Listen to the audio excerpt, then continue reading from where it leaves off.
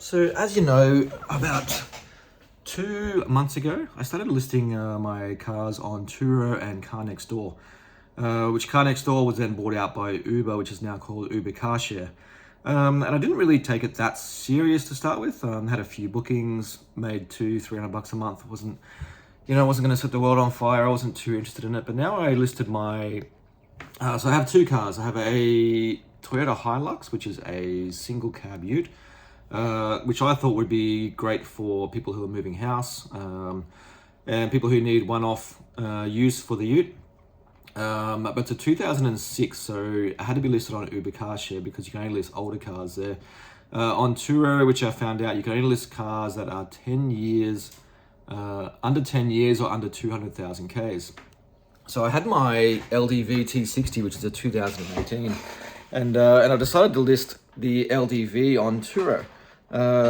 Again, not thinking much of it. So the Hilux was getting, I'm going to say 2 to 3 days booked out every few weeks, which wasn't astronomical, almost more annoying than anything. But then Turo, I listed the LDV, and it's been booked out every day. So that tells me that Turo must be a more known app, must have a lot more traffic. We don't live in a major capital city, we live in a regional hub, so the volume of people here wouldn't be as large as a capital city, but the LDV's been booked out. It was booked out Thursday till Tuesday, Tuesday and Wednesday someone had it, Wednesday, Thursday someone had it. Gets dropped off tonight from another booking, and then a guy picks it up tomorrow for Saturday, Sunday. So it's pretty awesome. And it's making, I'm going to say, I'll go through the financials, but I think it's going to make about $1,200 for those bookings in the space of about a week and a bit. So that's enough money now for me to sort of prick my ears up a little bit and get a bit more interested. Now, whether that's consistent or not, I don't know. So the LDV is a dual cab ute. I've got a light bar, 4-drive, nice, clean, tidy car. Good for the area that we live in. Really perfect for these conditions. And now with a lot of car rental videos with Turo and Uber Car Share, I'm seeing that the biggest expense is mechanical and automotive. Now, I own a mechanical shop. We do tires and auto repairs. You can see out the back window there. Lights are still turned off because it's a bit early. But so the benefit for us is that even though we'll pay for the parts will be trade prices, so it's cheaper. The labor we can do during work hours, so there's no real labor cost, so we can do the work ourselves. And then obviously tires, everything we can run through the business here as well. So we actually have the benefit of being able to do things quickly and have cars back on the road very quickly without having to rely on a third-party repairer to get that done. So we have that benefit as well. Now, the more I start looking at Turo, I'm taking it a bit more serious. I'll bring the financials up every month or so. But again, I'm looking at what cars are going to be the most requested. Now, I did some research online. All it does is tell you sort of US data, capital city data, which is obviously Lamborghini Huracans, Porsche convertibles, cars that you probably wouldn't want to be buying first off for this venture, but if you had one, you may have the option to rent it there to recover some costs. But for those who are starting out that maybe you're wanting to rent cars, it seems to be if you're in a city, then the smaller cars, the Toyota Yaris, Hyundai i30, the small runabout's the way to go. Other options I've seen are cars that people wouldn't normally drive. So I was talking to a customer of mine yesterday when I picked him up.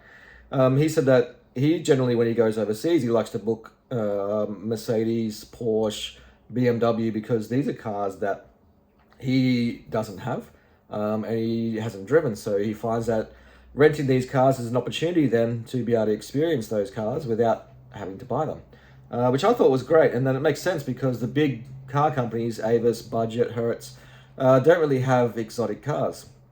And most of them are, very, Tesla, I guess it's sort of exotic if you haven't had one, but not my cup of tea. But a lot of, Camrys, Hyundais, Toyotas are all through the big rental car companies. So it got me thinking then last night what other options there may be. And I think for someone who's buying cars for a specific purpose to list on Turo, you may want to look at things like a BMW X5. So BMW, as you know, depreciates very rapidly. So you may get a 4 or 5 year old BMW for 25, 30K. And then, because that gives someone an experience to drive a BMW that may not have had that experience before. Other options, you could get a Range Rover. You don't have to get the HSE or the dynamic models. You can just get the basic model, the SE, because a general punter who's driving the Range Rover will just think it's a Range Rover. There's no, they're not really phased about what's in it, what's not. The only thing with the Range Rover, of course, the only thing with the Range Rover, BMW, Mercedes, expensive to maintain. Even for us, the parts are expensive. But again, we can do it on the cheap because of the labor we can do ourselves. And of course, when it comes to mechanical, labor is your most expensive component generally. So if you can do that yourself or know someone who can do that for you, that's where you're going to save some big money. So yeah, Porsche, I'd look at a Cayenne or a Macan. You're looking at a 5 year old one of those, 30, 40K. This is Australian dollars, of course. Mercedes, you could look at it as like a C180 or a C200. Now, the other thing with these cars is that for me, I'm looking to get these cars to one, generate an income, so treat this like an actual business, or two, buy a car that I want, that I can get the customers to pay for, or share that cost. Maybe you rent it out for 10 days a month or something, and I can use the car for the rest of the month. So I'll be looking at things like a Mercedes AMG, maybe a Porsche 911, just cars that I'd like to have in my fleet, that maybe are a tougher conversation to have with my wife that could be unobtainable because the monthly payment of $1,000 a month isn't that exciting. But if you can rent it out and claw back $500-600 a month, and it's only costing you $300-400 a month in repayments, it suddenly sounds a bit juicier. So these are all things I'm thinking about at the moment. I think the first one I might get is like a BMW X5. Again, people get to experience a BMW. They're not too expensive to maintain, but it will depreciate. I should be able to get it. A brand new X5 is going to cost you 200K.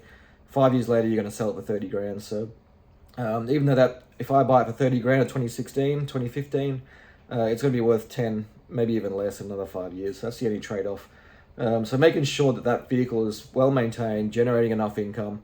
And then my plan will be to generate enough income from these cars. So say, I own the other two cars outright, so that's fine. Say I get a loan for the BMW, 30K. If those three cars are generating, say, $3,000-4,000 a month, and the repayments on the BMW are $500 a month, now I've got free cash flow that I can then use. I can use that money to buy my car, my own personal car. So then I could buy an AMG, get a loan for that, and the income produced from Turo could then pay for my fun sports car. Or I could just keep adding to the fleet and getting bigger and bigger, and then put those cars that I like into the fleet as well. So, but I don't know. Let's see where it takes us. So far, so good. Again, we're only just almost 2 weeks into Turo, just over about a week and a half. And then Uber Car Share, which seems to be a bit more clunky platform, and seems to be a lot older cars and a different clientele, you could say. Where Turo is the Turo clients so far have been sort of business owners flying in, definitely a different demographic, which is why you could then look at the exotic European vehicles to try and target that market. But let's see where it takes us.